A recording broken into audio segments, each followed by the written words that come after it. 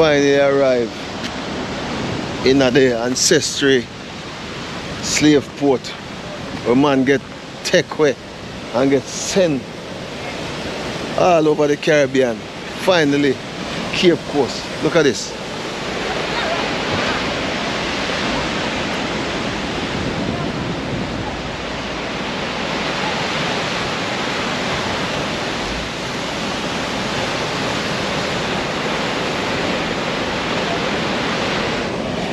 Yeah man, it's crazy. Crazy. How people, why? Well, go on that's all.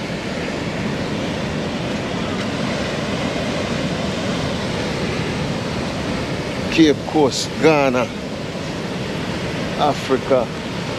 Look at this. This is the castle. This is the point of no return. Why the point of no return? Like really? Why do we look how this? Sure, say the ship them used to come and take the people them off Ghana, Jamaica from these shores. Sailing out in the deep blue. You don't know which part you're gonna end up. At Jamaica them end up though. Tell you that. Yeah man. We'll go closer still. And I'll show you. I need to go over this one. Right over this one. I need to go this one. Yeah man, amazing. The point of no return with them carry the slave them. See how some of the old cannon there. See some of the old cannon them still. Rusty cannon. Why? British them do it bad. Bad. Yeah. But them call it point of no return.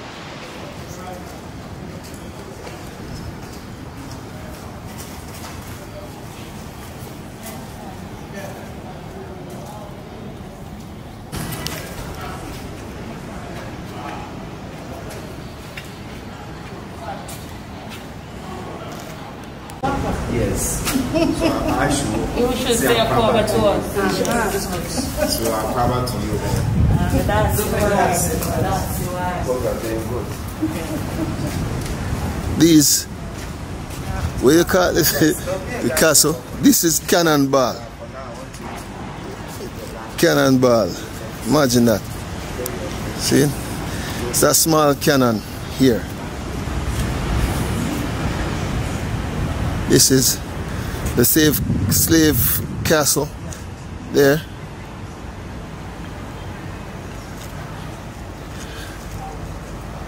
See?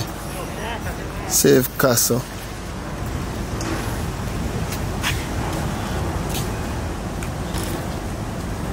Wow. This is where them used to keep our people them. Make sure you get to know. Yeah. This is the slave castle. I call this place Cape Coast Castle, where they used to put the slaves. They used to have the slaves up here, point of no return. You will hear more about this historic place. And boy, some erratic, some, what's the word? Some crazy thing happened to people. Yes sir. Let me show them.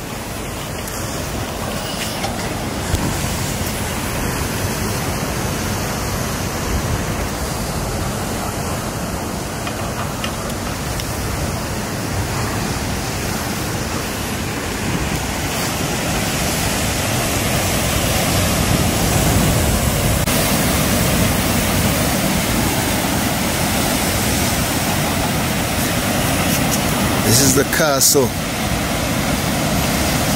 Look at this. They're setting up to join the tour guide.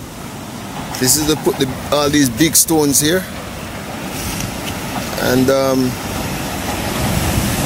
There's a lot of, obviously, as you can see, a lot of constructions going on here. You know, it's mad. So, this is crazy. But, look, all these cannonball. Look at cannon. Look at bullet. Gunshot. Look here. Wow. All of them here. Cannonball. Can't wait inside. You know, drive me crazy. Yeah. See the sea?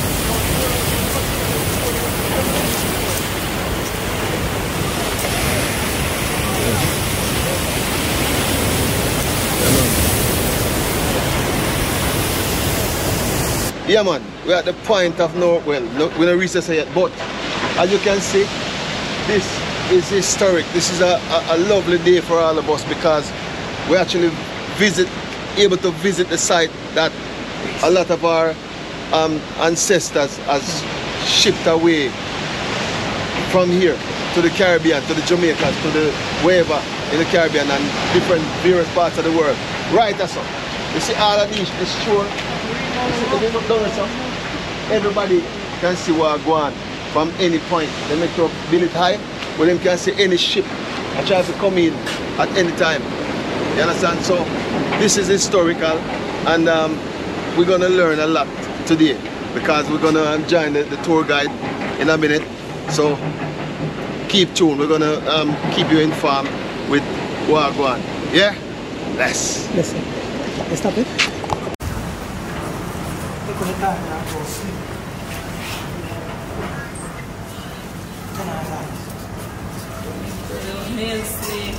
Morning. I warmly and officially welcome you to the historic Cape Coast Castle, Cape Coast Dungeons. As aforementioned, my name is Pa Kwesi Obey, but you can simply call me Kwesi. Yes, because I was born on Sunday, as you may know. And I'll be with you for the next 1 hour as your side guide. You are free to ask questions and take pictures around. Yeah. And the tour will basically take us down here, the male dungeon. We shall come out of the dungeon and talk about those people buried in the courtyard. Okay. We shall see water systems, water reservoirs.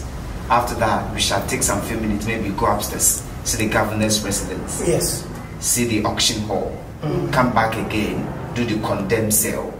Proceed to see a tunnel which connects this dungeon and the door of no return.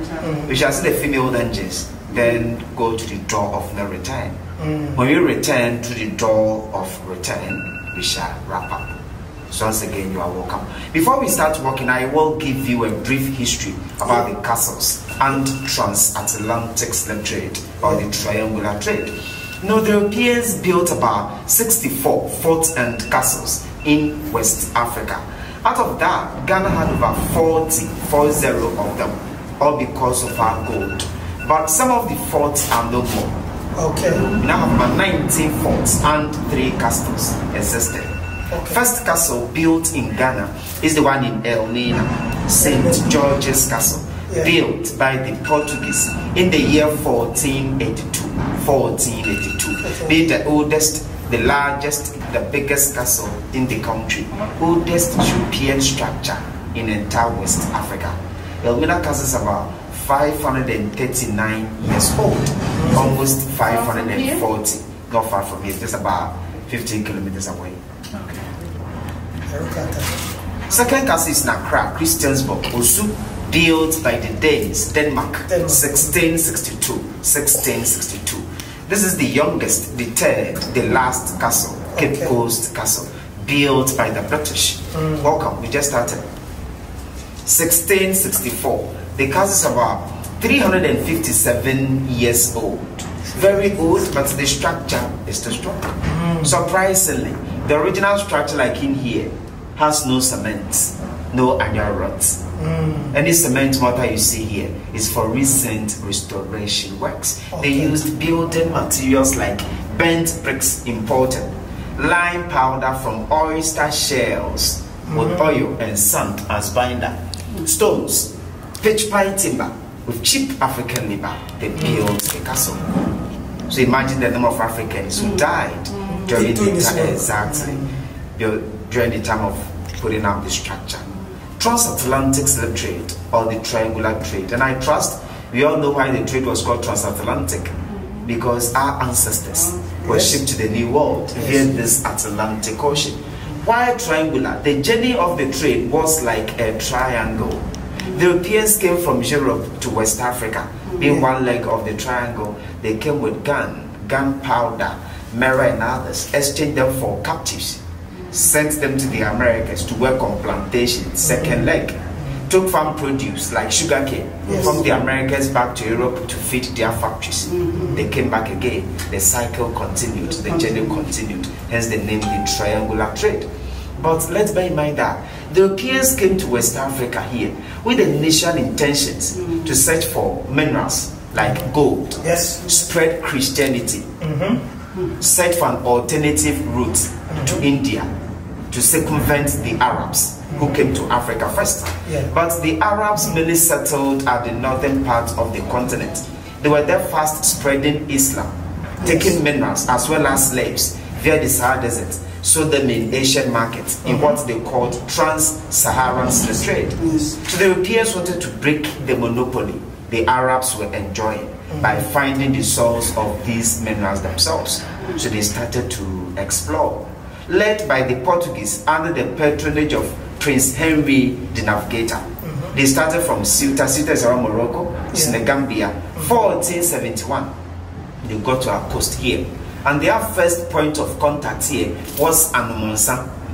But the Portuguese had a lot of gold from Anomonsa, so they named the area El Mina, which means the mine, now corrupted El Mina. They went to the then chief of El Mina, Nana Kwame Ansa, asked him to give them a parcel of land to build a structure to lay their heads. The chief initially resisted, but upon several persuasions by the Portuguese, he gave them a parcel of land. 1482, as indicated, they started building El Mina Castle. Led by Christopher Columbus, who spent some couple of weeks in El Mina. Same Portuguese got to the Americas, 1492. When they got there, they saw fertile land, good for agriculture. So the Europeans started growing plantations, large-scale farms. Labor became a problem because the natives they were using, and they called them the Red Indians. Exactly. Were not effective because they were dying of tropical diseases carried over by the British, malnutrition and others. And as they were here, they knew the potentials in Africans, very strong, able to withstand tropical diseases, naturally farmers. They said, no, Africans we know could work better than those who've engaged. So a Catholic bishop by name, Bartolome de las Casas, petitioned to the Spanish crown to allow importation of Africans directly from Africa to the New World. His petition was granted and transatlantic slave trade officially began. And the Europeans started getting our ancestors by raiding and kidnapping, initially from the immediate environment. For instance, they could set a whole village on fire. And as the people ran in helter-skelter for their lives, they kidnapped the youth. You could be working on your farm with your children. You look back and they are kidnapped away. Even if you try to resist them, you could be shot because they were armed. Sometimes they deceived some of our people. For instance, let's go to our home countries. We will give you better lives. They ended up working for them. Let's go inside our ships and have fun. The locals understood free-mindedly. They know how hospitable we are. They packed their drums and other instruments, went with them, and as they were enjoying, the Europeans intentionally gave them a lot of alcoholic beverages, chained, shackled them, and the time they realized they were on the high seas. There were some instances where some Africans, some chiefs, traditional rulers, prominent personalities, brought some captives and sold. But they were not selling their brothers and sisters, nor their children, as some people sometimes want us to believe. Most of the people they brought were rather their prisoners of war, people who were captured from warfare. As we know, there was nothing like Ghana, nor Togo, nor Burkina Faso. Africa was one big continent. You know, demarcation of Africa took place around 1884, 1885, when all the European countries then, with the exception of Switzerland, met with the United States of America in Germany in what they called the Berlin Conference and demarcated, shared the continent of Africa to themselves, scrambled for Africa. Sadly, Africans themselves were not part of the Berlin Conference. And we as Africans are still holding on to these boundary things the Europeans left for us. True. What I'm trying to say is there were tribes, kingdoms, ethnic groups. Yes. All these groups wanted to expand. It's that they were fighting among themselves. For instance, I'll be fighting his ethnic group over a parcel of land, over a river. If I defeat him, instead of killing him and his people, I would rather abduct them. Use some on my farm, set some out for gunpowder, take over the land and all the natural resources that come with it. Next time I'll use these ammunitions to fight my next opponent. The Europeans knew that. They fueled more tribal ethnic wars. Against each other. Exactly, because the more Africans fought, the more they had captives. Yes. So these and other people became victims. And wherever they got them, mainly from West Africa, they marched them on footpath. They walked in chains and shackles. Some of them died on the way. Because imagine walking from Kumasi down to Cape Coast, over 200 kilometers. Tamale is about 400. Relatively, Kumasi, Tamale is not far. Because I had escaped from present-day Burkina Faso, Niger, Mali, and others. Because Gold Coast became the major transit point. Those who survived these long journeys, in this castle, for instance, when they arrived, they took them upstairs into a hall called Palava Hall. Palava Hall is the auction hall. European doctors in the hall examined the captives to determine their strength. After Africans, strong men and women, were exchanged for gunpowder, mirror, tobacco, fabrics, rum, cups, brasswares, sugar and others, according to their strength. Then Africans were reduced low to the level of commodity like mirror, like tobacco. 100%. And after the auction, because the buyers were several, they brought the captives to the courtyard and burnt marks on them. They were branded for easy identification. Like cattle. Exactly. Before they were pushed into the dungeons. They stayed in the dungeons for a few days to about 3 months. Depended on the time a captive arrived here and the time his or her ship set off. Peak season, a ship came every fortnight, every 2 weeks. The lean season, they could be in the dungeons for about 3 months. When the ships came, they were loaded, sent them to North America, South America, the Caribbean, like Brazil. And I'm mentioning Brazil first because Brazil received the highest number of enslaved Africans. About 46% of them landed in Brazil. Yes. That is why today in the whole world, Brazil is the second country after Nigeria with the highest number of black population. There are about 100 million blacks in Brazil. Ghana is just around 30-35 million. So though you are in Africa, but when it comes to black population, we are nowhere close to Brazil.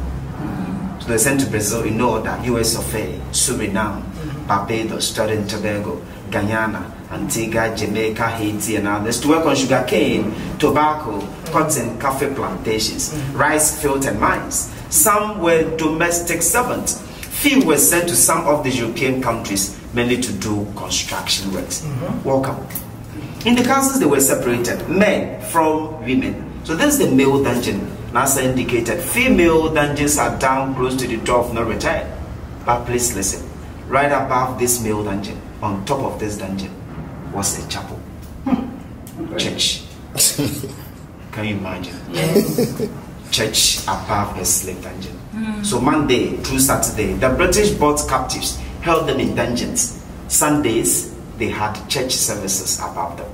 So, that is why in Ghana, some people say the ship that brought Bible took captives away. And first president of Kenya, Jomo Kenyatta, once said, when the missionaries arrived, Africans had land, they had Bible. Yes. They taught us how to pray with our eyes closed. When we open our eyes, they had land, we had Bible. Wow. And we are still having the Bible. Any question? So what kind of Christianity is that?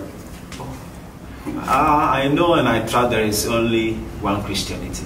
But I mean, slavery, and they come and they go upstairs and they worship. So what are they doing? What kind of Christianity is that? That is why I say it's an irony. In the same Bible they brought, the same Bible we are using. Can I say something, brother? It's like I was looking up Mungo Park. And Mungo Park, he went in, he was the first European that came into the interior of Africa. And he had a slave that they took from Nigeria to Jamaica and bring him back. But when he came here and found the Pentateuch, which is the Bible. You understand? So when he came to Africa, they find the Bible here.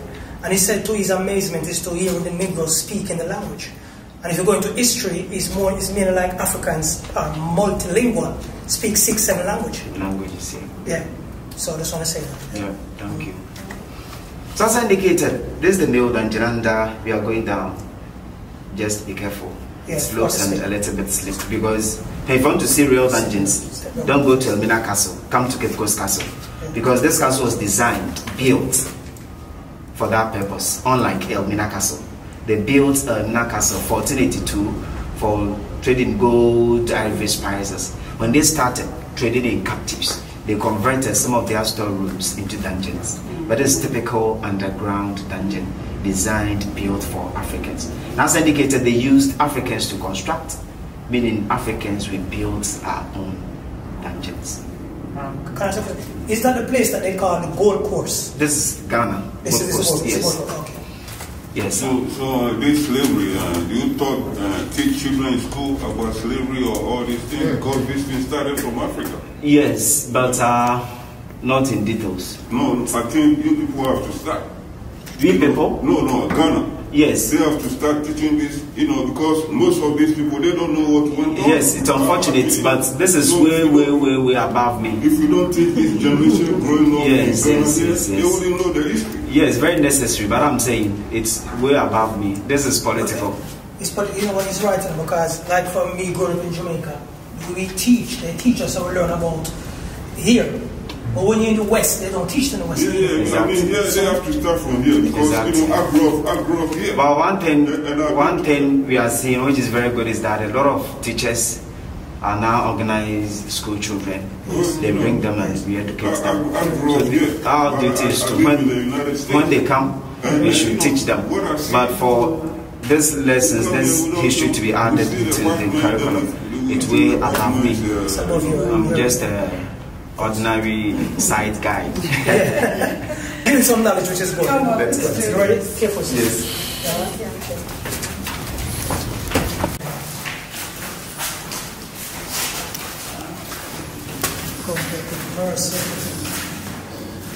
Wow.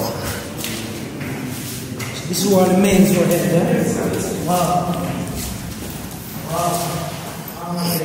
So this is where The male captives were held. your heads are here. Yes. How much of them it was? I'll tell you soon. Let's off our flashlights so that we can feel how our ancestors felt for a short while. East Coast. Turn it up, yeah? Yes, so the British provided them with no artificial light, but rather created these holes to serve as sources of light and ventilation. And we can see the dungeon is dark. See how dark it is around this time. And imagine how dark it will be around exactly 9 p.m. And because the dungeon is dark, some of the captives lost their sight. Some partially, some fully. Because in the darkness, for 3 months, later went out, the sun rays affected the eyes of some of the captives. You can on your light. There are 5 chambers in the male dungeon. 5. 1, 2, 3, 4, 5. This is the first chamber. You can on your flashlight. Each chamber like this. Each chamber like this. There are about 200 men. The British packed 200 of our male ancestors in here. For 3 months. For 3 months? Yes. The 5 from this chamber to the last one, about 1,000. This very one, this chamber was called strong chamber for those who were physically and mentally strong. For them not to influence the ordinary ones to plan the revolt. They chained them. Put the chains in this pose. Long chains, lock the chains in this pose. Normally by the ankles, and again lock them up with heavy metal door. There were many, 200 people. Sometimes, if not always, the dungeon became hot. When the dungeon was hot and they were screaming, shouting, they poured sometimes from the hose to cool down the temperature and everything. So those were very, very thirsty, sucked each other's hair for some water to quench their thirst. Each other here? Yes. Wow. It is estimated that 30%, 3 out of 10, died only in the dungeons because communicable diseases spreaded very fast. Once in a while, they allowed some of the living to pack the dead bodies in bags, added cannonballs or stones, put the bodies on canoes, paddled to some meters, and dumped the bodies into the sea. They added the weight so that the bodies would settle. So sometimes the living struggled with the dead bodies here. Look at this scenario. I just sit or lie by him, and I can feel he's sick because he moves. But I'm helpless.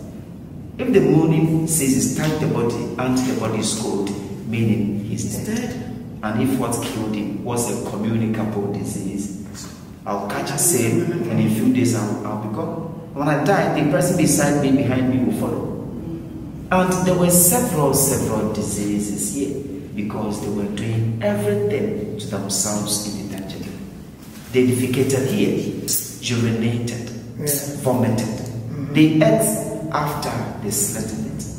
So they were in their mess. With the unkempt hair, rotten or decayed teeth, smelling bodies, some of them had sores or wounds on them, sometimes from the chain, the shackles. So imagine the stench, the flies, the mosquitoes, the pain, the hunger here. No cleaning. When water comes in, even now, when it rains, normally from the hose, and the water was supposed to flush out feces, urine, vomit, blood, food particles, and many others to the trenches down into the sea. But the channels here, the trenches choked. Did that feces, urine, vomit, mixed with soil, covered the floor like a carpet. To this level, for close to 200 years, this dungeon was used in the clean feces, urine, vomit, powder to this level. Wow. Where we have these white marks all over the walls. So let's ask ourselves, were the people here considered as human beings at all? Because the animal pens are constantly cleaned. But dungeon for about 1,000 men at a time was never cleaned. And feces, urine, vomit came to this level. This chamber is excavated. That is why the trenches are seen clearly. Archaeologists led by late Professor Akwanda came from University of Ghana, Lagos, and excavated this chamber.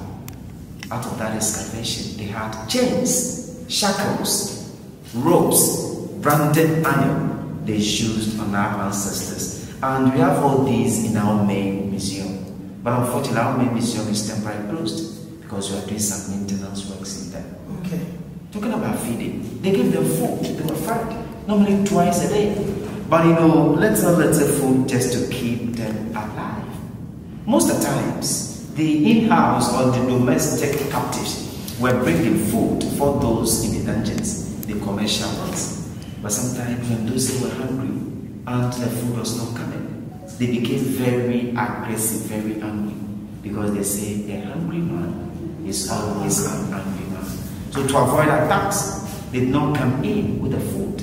Rather, they dropped food from holes like this, down here. Those who were interested struggled for the food in the feces, in the urine, in the vomit. And they were doing similar thing on the ships. When they were going to the New World, they were passing food from the middle of the ships down for the captives. That is why the journey from here to the Americas was called the Middle Passage. The Middle Passage. And you know, some couldn't struggle for food and feces, and some preferred to starve themselves to death. The British took those people out, forced open their jaws with an instrument, and pushed food in. They forced fed them, that at least they will eat something to keep them alive. So if the walls here have some mouth, they could have narrated it better to us what actually took place here. But they say walls have ears, but they don't have mouth to talk. Yes. Any question? Let's work on feces, urine, vomit, blood. Feces, urine, vomit, blood, mesut soil, left here by our ancestors. And see where I'm standing. It's heaped, right? Heaped because of this opening. Because I just indicated that sometimes they drop the food from holes like this. So this is mainly leftover food, mixed with feces, sugar, exactly. And this food passage, this hole was again used as a spy hole. Some of the spies were commanded to stand up and listen to whatever going on in the Nile dungeon. When those who were planning to attack or escape, they reported to the British and they punished them accordingly.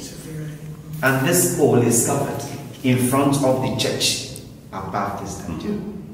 I don't understand the Europeans myself, why they have their churches not anywhere else but right above dungeons. If you visit Elmina Castle, you will see that the Dutch established their reformed church on top of a female dungeon.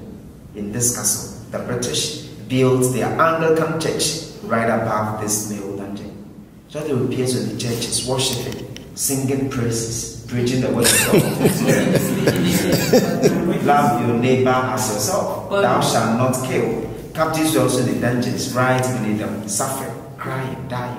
So if there is something in hell, then ironically, heaven up there, hell down here. The Europeans created heaven for themselves and created hell for Africans. That's interesting, right? That's what they come and did. Let's see how our ancestors were worshipping.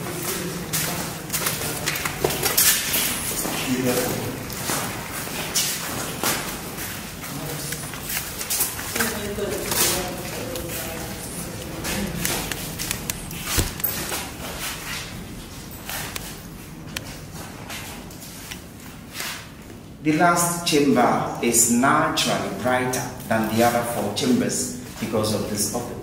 You remember I indicated earlier that the captives were branded. Branded iron, the name, initials, number of the company, like JSS, John Smith Slave, will be heated, red pots, palm oil will be rubbed there before the chest, the back, then hot iron, stamp. When the ships came and the captives were about to be loaded, in this last room, they were selected, counted, by the branded marks. That is why they created this open for more light to see the branded marks. After that, those who were strong enough to survive the ships walked in a tunnel from here to the door of no return. The entrance is sealed, closed, blocked off with this wall. They sealed the entrance because the British passed a law around 1807 to outlaw slave trade in Britain. 1833, they passed another law to abolish slave trade in their possessions and territories, including this castle. So 1833, they sealed, they closed the entrance to signify that slave trade is officially over by the British. When we step out, we shall see open parts of the tunnel. The wall here, the blockage, is dedicated to the souls of our ancestors. Normally when I get to this point, I treat my visitors to join me with one heart, one spirit, to show respect to our ancestors who died in the dungeons and those who passed up to the dungeons. So please, let all observe a minute silence to honor our ancestors. 1 minute silence, please.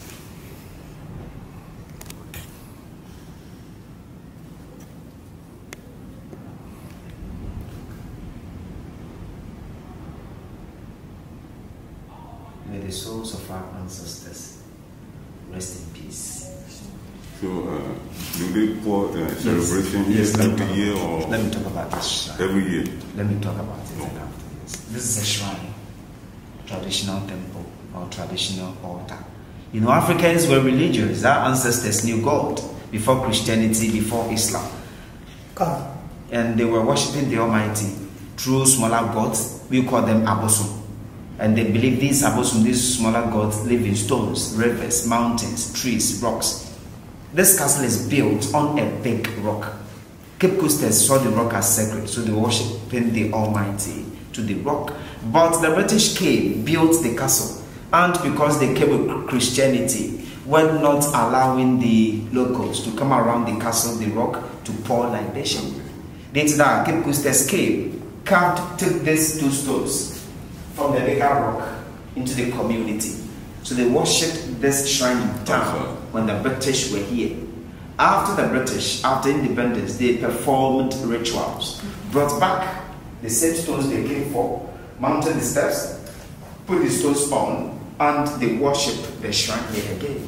Meaning the shrine we see here is not part of the dungeon system, but they worship the shrine at the original place. The name of the shrine is Nana Tabir, Nana Tabir, Nana N-A-N-A, Tabir, T-A-A-B-I-R. There are 77 shrines in Cape Coast, 77. This one here is the eldest, number 1. Okay. Normally come and meet the traditional priest sitting on. But last week was supposed to be the festival week. You know, during festival, they perform a lot of rituals. Though, because of COVID-19, the festival was not celebrated. But for the sacrifices, purification, and other things were all done. That is why he's busy and not here today. Okay. Stools and chairs are for those who come here to worship and consult. So the shrine is still active. So that Nana Tabir, the last name, does it have a meaning? Or I don't know. It's unfortunate the priest is not here. He could have done that. Sorry. Wreath and flowers lay here. Wreath and flowers lay here. Several of them. There are 3 festivals in Ghana we celebrate to commemorate our ancestors. Pan-African Historical Theatre Festival, PANAFest, Emancipation Day. 2019, we instituted another festival, Year of Return, rebranded Beyond the Return. During these festivals, they lay wreath and flowers in the dungeon, in the memory of those who died and those who passed to the dungeons. Some well-wishers and sympathizers also visit and do same. Ex-President Barack Obama laid a flag here when he visited 2009, but his flag was a natural one. Few days after the visit, it dried. And PANAFest Emancipation 2019 ended just about a month ago. So these ones were descriptions were laid midnight of 31st July, the night before First August. So these ones are very, very recent. As indicators, some visitors visited the same. So next time when you are coming, I will be expecting yours. Yes. Any question? Alright, then let's see those words. Is a threat to justice everywhere. We are caught in an inescapable network of mutuality, tied in a single garment of destiny. Whatever affects one directly affects all indirectly. The Obamas were here 2009 and unveiled this one. And you know, Michelle Obama, who is a descendant, traced her ancestral route to this castle. She believed the forefathers were taken to this castle. So when she had the opportunity, she visited the castle, she paid homage. Dead bodies were buried all over here. Reverend Philip Kwaku.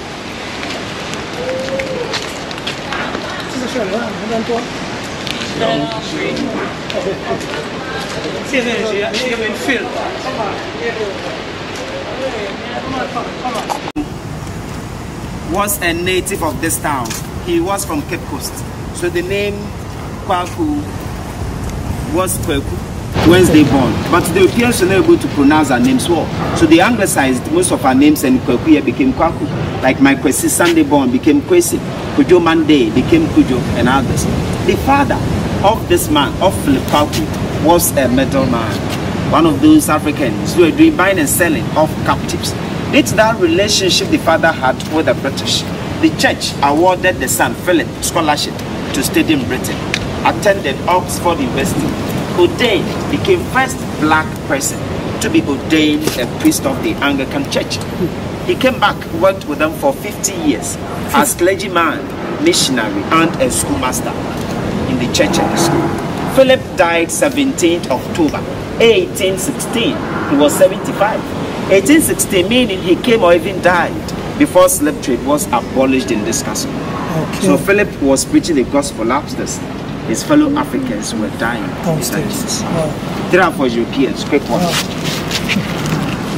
C.B. Whitehead, one of the British Army officers, died in the castle July 1812. He was 38 years old, and we don't know what killed him. Letitia Elizabeth London, the name alone should tell you where she came from. George McLean. She came here just to pay George, the husband, a visit. But Letitia died only 2 months after her arrival. Rumors, gossips had it out. Malaria killed her. Others are saying when she came, George, the husband, was having an extramarital affair with an African mistress, Ellen Bannerman, from Accra, Usu. When Letitia heard that, she poisoned herself or committed suicide. Others are saying Ellen, the girlfriend, posed a servant, came to the castle with a way of serving Letitia. She poisoned her. So to date, we don't know what truly killed Letitia, whether it was parasite, homicide, or suicide. She died in 1838. She was only 36. George McLean came here around 1830 as administrator. Confirmed malaria parasite. Killed him. 1847. He was 46. So see, the black man was 75 years old. The Europeans, 38, 36, 46. Malaria. Yeah, they just 75. Let's see where they were.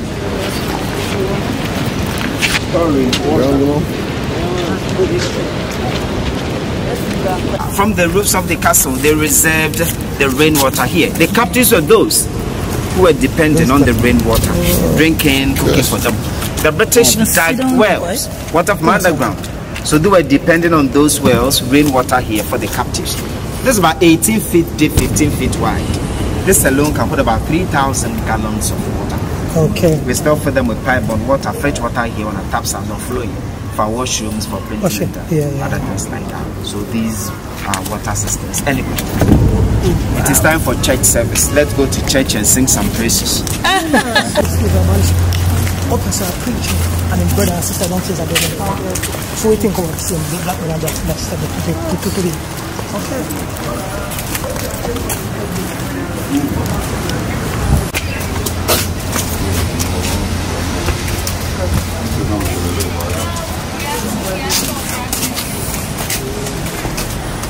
Service is started for the propagation of the gospel. I repeat, society for the propagation of the gospel. SPG Church. SPG Church. First Church of England. Church of England metamorphosed into Anglican. Anglican churches are all over Ghana. Methodist Church Ghana started from this courtyard. Yes, Catholic started from Elmina Castle. Presbyterian Church Ghana started from Christiansburg in Accra. The church now Children's Library. And the church sits on the male dungeon. This is the spine hole we just saw from the male dungeon. The middle of the dungeon, the third chamber. As I indicated, sometimes they were dropping food through this one for the male captives. So imagine a British governor, missionary, or reverend minister was passing for a service and had something like leftover bread. We could just drop it down through this hole, and the captives in the dungeons would struggle for it. After this same person will pass enter the church, sing praises like Amazing Grace, which was originally composed by John Newton. John Newton was once a slave ship captain. Later he repented and became a reverend minister. And as they were singing Amazing Grace in here, they made sure there's someone standing here listening to whatever going on in there. So they were worshipping, still protecting their interest, their business in the dungeons. When they were planning to attack or escape, they reported to the British and they punished them. Probably, captives in the dungeons heard the British in the church singing, preaching, but they couldn't come out to join them worship, because as the Bible says, for in hell, there's no way you could go to heaven. As I said earlier, ironically, heaven up here, hell down there. But I know one funny thing. When some of the captives saw heaven, came to heaven, but never stayed. I don't know whether it was funny or... When some of them were brought after the auction for sale, branded them, they brought them here inside the church, baptized them, gave them Christian names like Joseph, like Mary, like Hannah, like Michael. And after they pushed them into the dungeons and never had the opportunity to come back and worship with the pastors. Let's move this side, see cannons and cannonballs. If the visibility is good, we shall.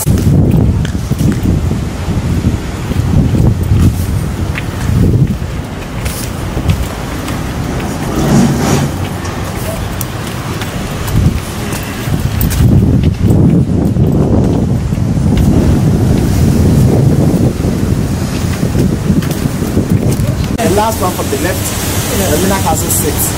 Okay. The one is at the middle is Fort St. Jago, like Fort Williams in Cape Coast. Okay, that one.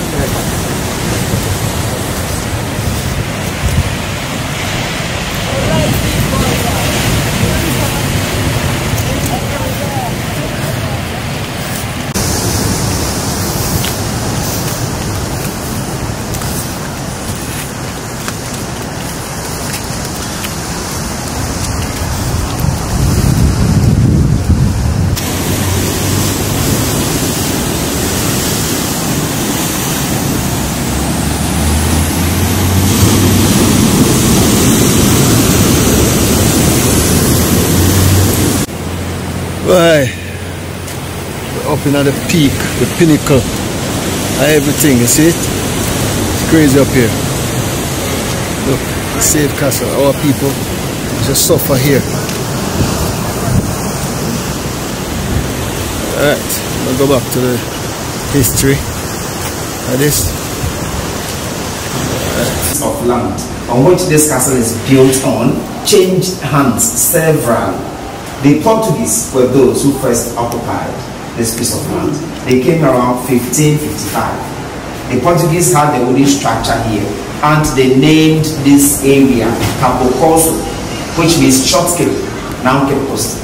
But the attention of the Portuguese was much on Elmina. So they left, and the people of Sweden came. They put down the wooden structure, built a fort. They named their fort Fort Carlsberg, after King Charles V of Sweden. Within 10 years, through wars, the Swedish fort fell to the Danes, to the Dutch, finally to the British. So 1664, the British started building the castle. So from Portugal to Sweden to Denmark to Netherlands to Britain, and again West Africa coastline became one front of the Anglo-Dutch wars. Was between the English and the Dutch. 1664, 1668. Same wars for Fort in America. Look at share with us the original name of New York in America. Old name of New York. But don't tell me Old York. New Amsterdam. New Amsterdam. New York was called New Amsterdam, and New Amsterdam was a Dutch colony. 1664 fell to the British. They renamed New York. On the way back to Accra, about 25 kilometers from Cape Coast, there's a village called Pomantabante. On the right hand side, there's a fort on a hill unpainted. That's the only fort you see along the way. The British built that fort. So the fort was called Fort York. Fort York.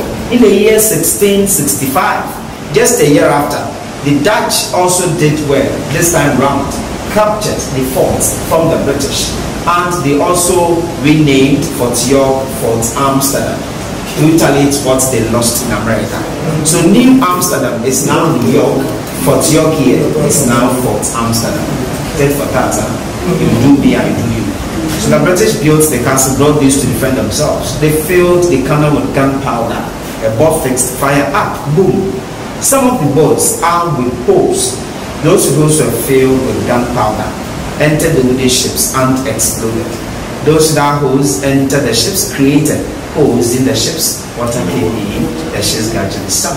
And each cannon like this was manned by 16 soldiers. 16? Yes, 16 soldiers who created the cannon. And these long ones, the boats travel about 600 meters. There are medium ones about 300 meters. The mortars, the short ones, travel about 200 meters. Okay. So they were, when the enemies were very close, they used the mortars short distance, but very heavy balls. Governor's bedroom and hall.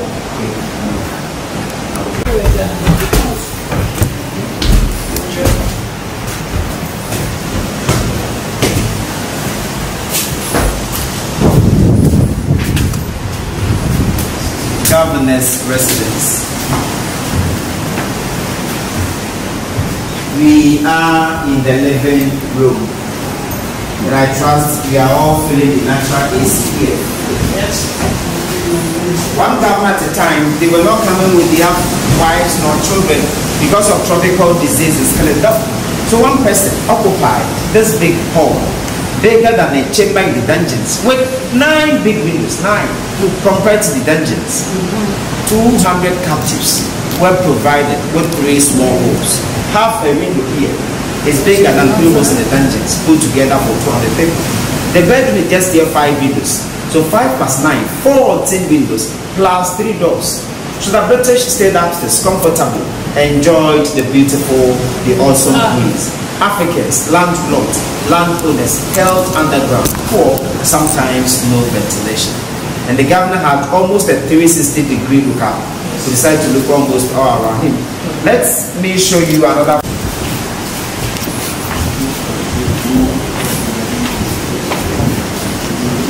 Yeah. You shall see the female dungeons. You see the structure on the hill? Yeah, that one is straight there. Yes, straight up on the hill. Without a roof, but something like a tower in the middle. Okay, you see the ground for the top. You see? The one on the hill. Yes. Fort Victoria. Fort Victoria. And on your way back to Accra, close to where I said there's a fort called Fort Amsterdam. There's a town called Anamabo. In Anamabo, there's a fort there. The fort there is called Fort William. And this one in Cape Coast is called Fort Williams, all by the British. So William the Williams here, exactly. And the two in Cape Coast, Williams, Victoria, were built to guard this castle, to fortify the castle. Both are built on hills. Soldiers up in the fort saw from afar. They saw enemies, pirates coming first before soldiers at the barracks here. When they saw anything like that, they gave them formation here, used signals, lights in the evening, flags and muskets, mirrors in the day. So the signal, especially the flag, the color determined the kind of information.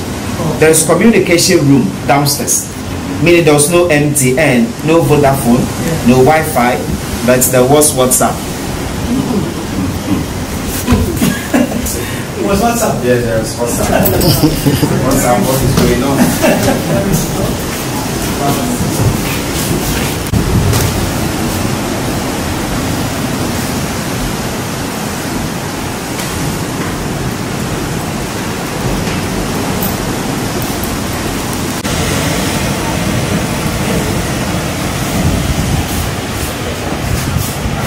Original? Yes, over 300 years. Wow. So you can walk majestically. Wow. But in the dungeons, you couldn't walk majestically on carpet or vases. Pitch pine wood. Pitch pine wood. Tiles also original.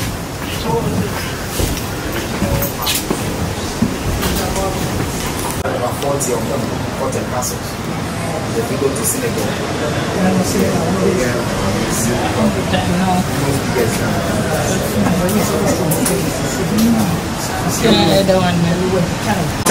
but meant bargain for them.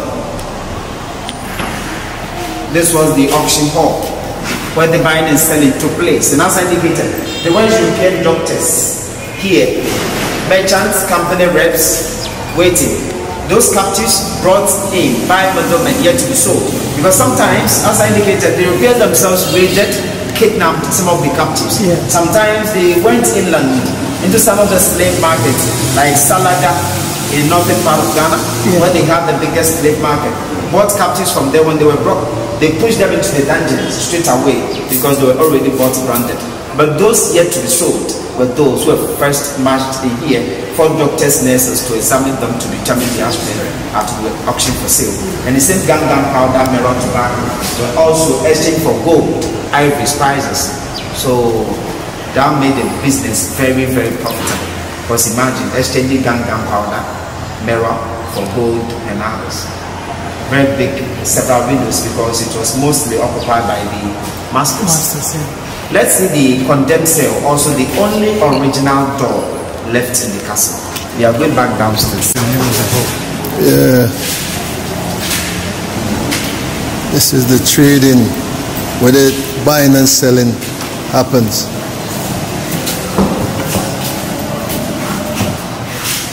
Name of the hall.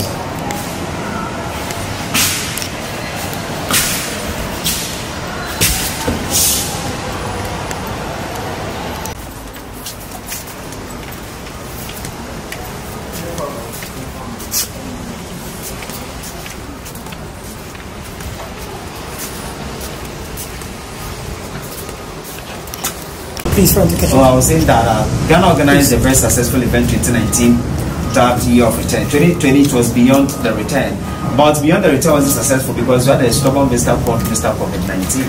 Yeah. So Beyond the Return wasn't successful, but we pray in subsequent years Beyond the Return will be successful, because Beyond the Return is going to be with us for the next, I think, 9-10 years. Okay. So 2019, as part of the Year of Return activities, some of our brothers and sisters from the diaspora decided to paste unveiled this flag here. They are saying African Genesis Institute. We are the children of those who refused to die. Most of them died, not some. Most of them died, but some survived. Some refused to die. That is why the descendants are scattered all over the world. So these are all names of descendants, some of them. Because in percentage terms, these names will form just like 0.00001. Minute, yeah. Exactly. So if they all decide to paste their names here, I don't think our walls will be enough. One and only original door left in the castle. And the door before us is over 200 bad years. This door is over 200 years.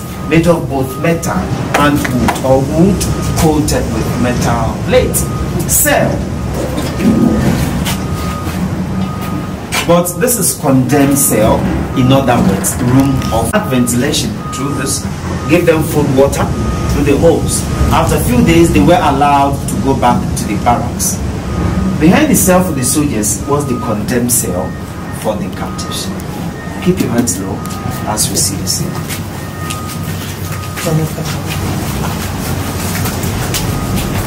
Ash. Now turn off the light for me to see what it's like on the inside here. That's right. Pitch black. No, what is that? Pitch black.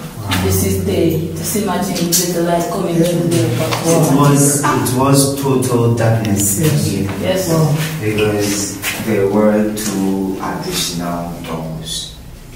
And this room, condemned cell, room of no return, was originally a storage.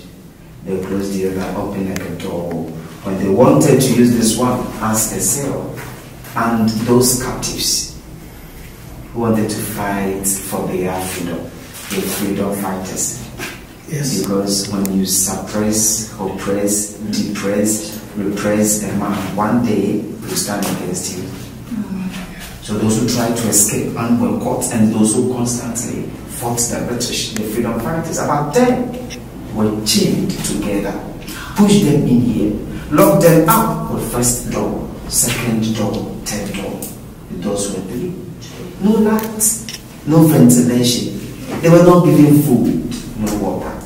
2-3 days, they struggled, suffocated, and died. So how many people will they keep in this a room like this?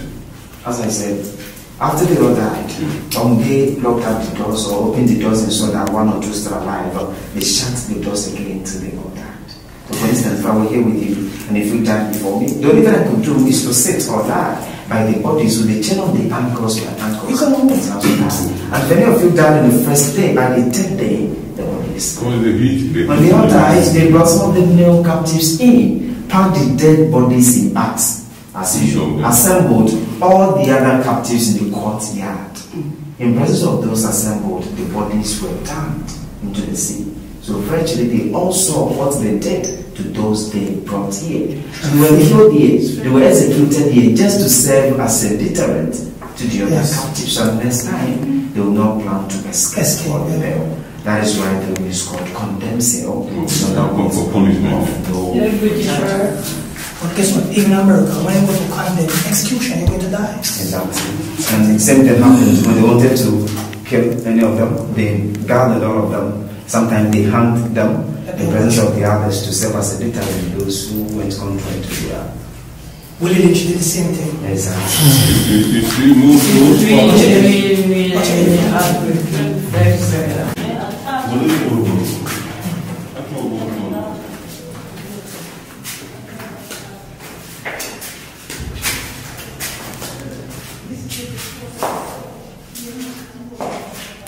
the door of return. Come plus you want to catch me on my dance.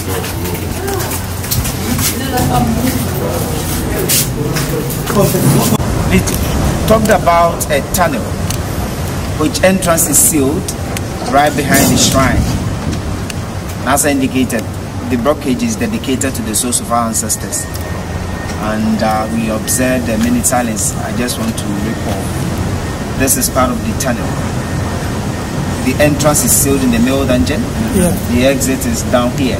When the captives were about to transport it, they became very aggressive because they didn't know where they're taking them to, unknown destinations, and what could possibly happen to them next. So the men were not allowed to walk to the courtyard. To avoid possible escape, they marched them underground from their dungeon. In chains and shackles, they passed to the exit. This was just a spy hole, meaning they were not going down, not coming out here. A soldier stood there just to keep an eye on them. Move. Okay. Possibly. You can stand here one after the other and see the tunnel. It's quite deep, so be careful. Just want to take a picture, hold your gadget firmly before you drop it. Give your head low. Listen, that's how these people treat us. I treat a bad man. They treat us really nasty. Careful, your sharp. That's a deep hole. It's quite deep, yes. One time, look. You fear that dead. You see what the white man did, man? They are still doing different ways. Sure. This is a whole lot. Oh my gosh.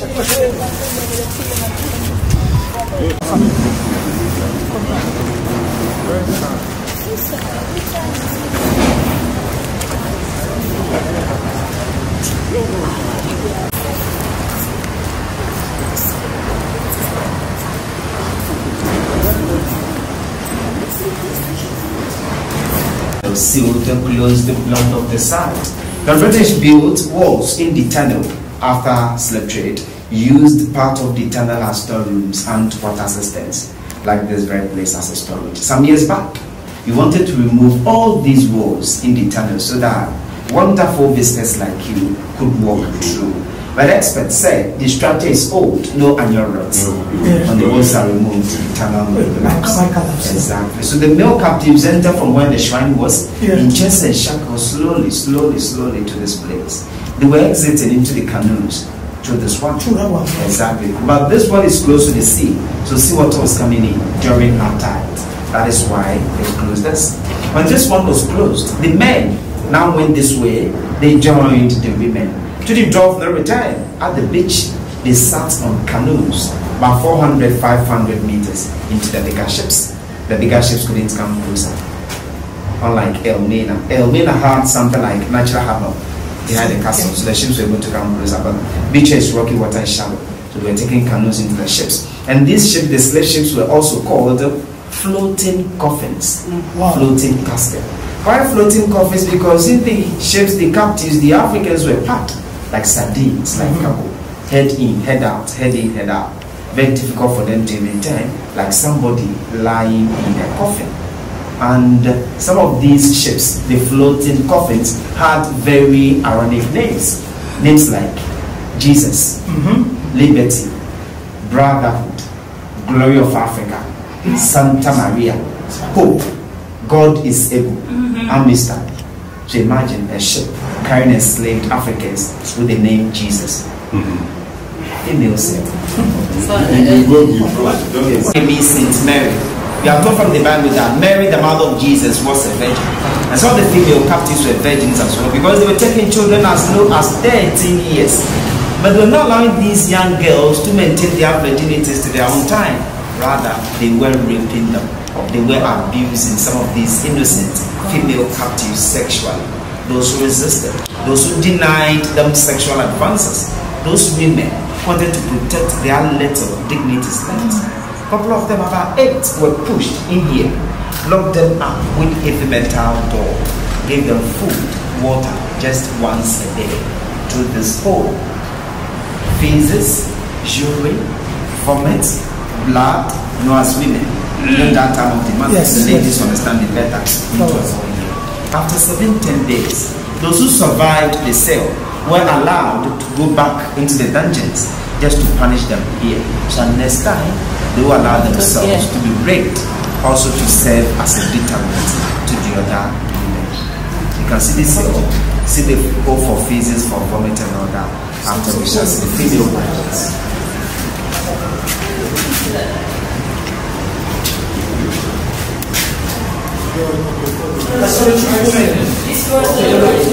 Was here. And when they had their menses, it flowed on them, till it ended and dried on them. Because there was nothing like sanitary pad or sanitary towel for them. And they were not even allowed to take their bath. So you can imagine the stage, the conditions here. The floor not excavated. So this is blood, this is vomit, this is urine, feces and all that. Light ventilation from the holes.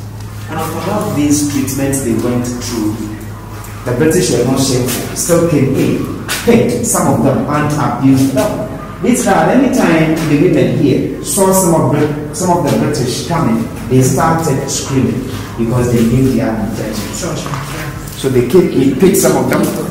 Exactly. Those selected, they allowed them to wash them, give them food, give them something to wear after into their bedrooms. And out of that, some of them conceived, became pregnant. They built stone houses in town with nurses and midwives. They took them there, took care of them. Few months, few years after delivery, the mothers who were weak were freed. Those who were strong enough were brought back. Later, they were shipped away. Now for the babies or the children, majority of them died. And the few that survived, the fathers, the companies raised them. Started a school with some of them, Cape Coast Castle School. Some grew up, became workers here, secretaries, clerks, interpreters, spies. They sent some abroad, and some of them became supervisors, supervising the slaves working on plantations, because they were having lighter skin. Now, some of these children were named by their fathers. Some of the Europeans married, had concubines from the communities, had children out of that, they named them. Some local people adopted some of the European names. These are some of the reasons why we have many European names along the west coast of Africa. Ghana is not an exemption, especially here in Cape Coast. We have second names like Smith, Grant, Wood, York, Brown, White, Williams, Johnson, Jackson, Jefferson, Wilson, Ferguson, Dawson, all the sons coming from around. But if you go inland, like Ashanti region, Kumasi and its surroundings, a typical Ashanti will hardly bear a surname like Johnson. Rather, here surnames like Chamantain, Crantain, Boateng, Boateng, Kufo, Bafo, Tufo, Usu, Osei, and others being typical Ghanaian names. Osei, yes. Door of no return.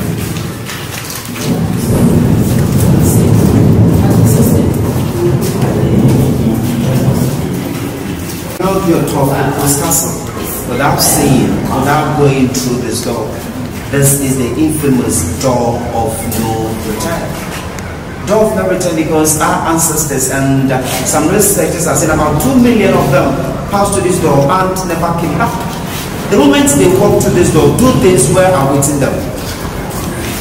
Either they died on the way or they arrived at their various destinations, and in both circumstances they had no opportunity of coming back. That is why the door called door of no return. They passed through this door, we lost contact with them forever. And the moment they walked through this door, they lost everything. Lost their names, cultures, families, religions, languages. They even lost their dignities as human beings. And most of them died. Those who survived the dungeons were those who passed through this door and embarked on a journey we call Fi Hankra. They left here without even getting the opportunity to say bye-bye to their loved ones, to their family members. Why most of them died? Because during the wars, raidings, kidnappings to get them, some of them died. Coming down to the castles they fought, they walked several hundreds of kilometers. Wild animals attacked and devoured or killed some of them. Snakes, some of them fell into pits and rivers, and they were abandoned. Those who became weak or sick on the way, guards sometimes shot them. Sometimes they just tapped them against trees, left them for wild animals to consume them or to die, just to serve as a deterrent to the others. In the dungeons, about 30% died. Some of them preferred to committing suicide, to going to unknown destinations to suffer again. So on the boat, some of them decided to jump overboard. They were chained together by 5, 10, 15 in a chain. My uncles and uncles if I decide to jump over, and I'm going to drag, if not a lot of you, some of you with me into the sea. On the ship, some of them died. They were dumping the dead bodies into the ocean. They were raping some of them here. Those who were not seen pregnant in the castles, but rather seen pregnant on the ships, were also dumped into the ocean. Sometimes when they saw that the ships were overloaded, she didn't expect them to offload themselves or offload gold. Rather, they offloaded some of the captives into the ocean to prevent sinking. And into the bodies they were constantly dumping. Sharks were following the ships and they were feeding on the bodies. When there were food shortages on the ships, they trapped the same sharks to feed those on board. So they were eating each other's flesh indirectly. The original door was short and narrow. One person passed at a time. But Cape Coast was the capital of Gold Coast. 1877. They transferred the capital from here to Christiansburg in Accra due to political and economic reasons. So the British were here even after slave trade, exporting our gold, ivory, spices, palm oil to the same door. That is why it was widened. So imagine the number of people who died. So the Europeans robbed Africa of our natural resources as well as our human resources. So transatlantic slave trade had and is having huge negative effect on the continent of Africa. The Europeans, the Americans are now reaping the benefit of it. So after they sent our ancestors, use them to develop their countries, they now call us lazy people. Very true. Short, narrow, chain shackle captives bow down, squeeze themselves one after the other. They pass to the door and never came back. We are going to pass to the door of no return, but I promise you, we are going to return. Right? Don't move fast. We will make him go through first as well.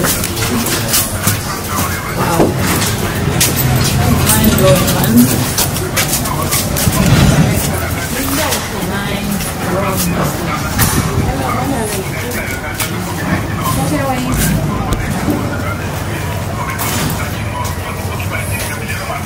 Landing sites for the local fishermen. Okay. So generally, they are constructing a sea defense wall along the coast of Ghana. But this side they are trying to construct a seaport here for the fishermen. That is why they are doing this expensive to serve as our big waters. And because of the loading and other things the British were doing, they named this area White Man's Beach. So the local people still call this area Abrafumpano. Abrafumpano? Yes. Abrafumpano. Yes. Don't forget that, man. So they built a wall, the British built a wall all over here. The wall was quite longer, entering the sea, around where the guys are standing. Can you see that? This one? Yes, behind this flag. Yeah, I see them. Yes, that wall entering the sea. The British built the wall to prevent the locals from coming, because they don't want them to see when they were going on that exactly the atrocities. And they were not using the door of no return. The British used the staircase to the castle, from the castle to the beach. Now look up, what is that? Door of return. Door of return. So if I take a picture by standing by the door, you can do that because it's very symbolic.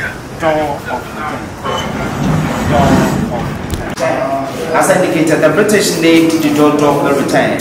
Ghanaians named the other side door of return to break the gym of door of the return, to break the cycle of the trade. They named door of return on 1st August 1998, a little about 23 years ago, when Ghana celebrated first Emancipation Day. On that very day, 2 caskets contained mortal remains, skeletons of 2 descendants died and buried.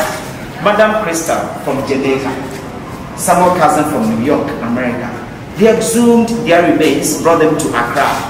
They boarded a car from Accra to Fort Amsterdam. When they got to Fort Amsterdam, they said, no, we are not going to go by road again. Rather, we will go by the Atlantic Ocean, like the way our ancestors were shipped away. So they put the caskets on canoes, paddled on the sea to the beach. There were officials already awaiting from Ghana, from diaspora. They received the casket, sent them to the door to the courtyard. Short ceremony called Great Homecoming held in the castle. They sent the remains to ascend Mount So for reburial. Asemanso is a town. When you went to Kumasi, there is a river there called Slave River. Those captives coming from that direction, when they got to Asemanso, they stopped them, shaped them, gave them bath, snared their bodies with shebata. So those who were somehow old, with some grey hairs and weak, to look younger, attractive for higher prices in the castles. So they spent a couple of weeks, couple of months in the dungeons here, never back. Last African bath at Asemanso at the banks of the Slave River. That is why they sent the two remains of Madame Crystal, Samuel Cousin from Jamaica, New York, respectively, for reburial.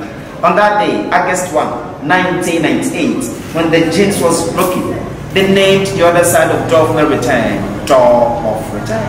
Inviting our brothers and sisters in the diaspora, African Americans, African Europeans to come home, to come see Africa for themselves. Because sometimes the way the foreign media paints Africa is very bad. They will go to few uncomfortable places, take some pictures, take some videos, and portray as if Africa is like that. That is why 2019 we instituted Year of 10, still inviting them to come, join hands together to develop the continent. Because the continent of Africa is not only for those of us living here, but for millions of people with African descent scattered all over the world. That is why when we return, you will see on the wall boldly pasted Akaba. Akaba means welcome. To my brothers, my sisters, you are welcome. Before we wrap up, before we say bye-bye, we all see that the dungeons here are empty, mainly transatlantic slaves over. But sadly, painfully, we still see forms of slavery in our homes, in our villages, in our cities, and countries. Child labor, child trafficking, child prostitution, racism, mental slavery. We maltreat our households, workers, wives, children. Now what is trending in Ghana and some part of Africa is that some of our own people deceive some of our young men and women, promise them of greener pasture, take them to the Gulf countries, Kuwait, Qatar, Saudi Arabia and others. Some of them, when they get there, they seize their documents. Some of them work, they don't pay them. Some of them are beaten mercilessly. Some of them are raped by several men a day. Some of them are even killed. Some of them, when they'll tell you their stories, the kind of ordeal they go through them is not different from what happened in the dungeons. So we should go out, do our best, and ensure that slavery and slavery will never and ever occur again. In any way, in any fall against any of the races. Because we may not know the next perpetrator and the next victim. I don't trust any of us here who would like to be a victim of slavery or slave trade. But if you hear of anyone who wants to be a perpetrator, this is what Abraham Lincoln said, and I quote, "Whenever I hear anyone arguing for slavery, I feel a strong impulse to see it tried on him personally." End of quote. So what he's trying to say is, if you want to treat your fellow human being as slave, if you want to treat a slave, come, let's lock you up in the dungeons for a couple of weeks, a couple of months. When you come out of the dungeons and you think, you feel it's comfortable in here, you can then start keeping your fellow human beings in the same condition. So let's all try. Treat each and everyone equally, at least like the way we treat ourselves. When you do that, this world will be a very, very peaceful world for all of us. On this note, the guided tour will end here. Once again, the name has been Pa Kwesi Obey, your guide tour. Have a nice day, safe journey to your various destinations. Thank you very much.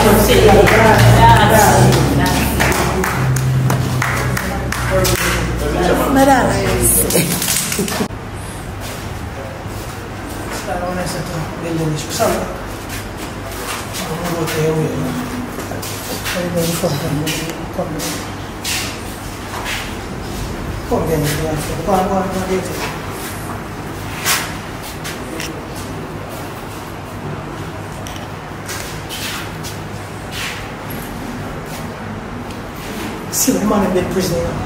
So tell me, it's you know? Yeah. See the man in the prison in America.